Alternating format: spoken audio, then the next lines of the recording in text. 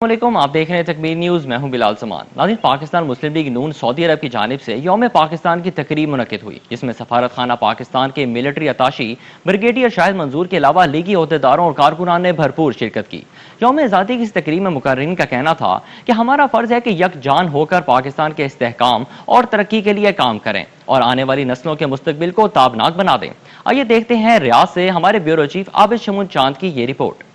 जश्न आज़ादी की तकरीब से खिताब करते हुए मिलिट्री अताशी ब्रिगेडियर शाहिद मंजूर का कहना था कि पाकिस्तानी फौज मुल्की सलामती और इस्तेहकाम के लिए काम कर रही है। पाकिस्तान के तमाम इदारे, सियासी जमातें और हर फर्द की अपनी अपनी अहमियत है, इसलिए पूरी कौम को एक गुलदस्ते की मानंद इकट्ठा होकर मुल्क को दरपेश चैलेंजेस का सामना करना होगा। मुस्लिम लीग नून के सीनियर रहनुमा मलक अजहर का कहना था कि जश्न आज़ादी के रोज हमें अपनी अलग शिनाख्त और तशख्खुस को उजागर करने की जरूरत है, ताकि दो कौमी नजरिए की बेहतर तौर पर तशहीर करके मौजूदा और आइंदा नस्लों को मुल्क की अहमियत बताई जाए, ताकि इन्हें मालूम हो कि हमने पाकिस्तान को दुनिया भर में कैसे आगे लेकर जाना है और अपने आबाओ अजदार की कुर्बानियों को रायगा नहीं जाने देना। मुस्लिम लीगी सदर डॉक्टर सईद वैंस, चौधरी सजाद अहमद और दीगर का कहना था कि हमें सियासी वाबस्तगी से बालातर होकर काम करने की जरूरत है, ताकि मुल्क तेजी के साथ आगे बढ़ सके। पाकिस्तान मुस्लिम लीग के सीनियर रहनुमा चौधरी सजाद अहमद ने तकरीब की लाइव कवरेज करने पर तकबीर न्यूज टीम का शुक्रिया अदा किया। तकरीब में कौमी नगमे भी पेश किए गए।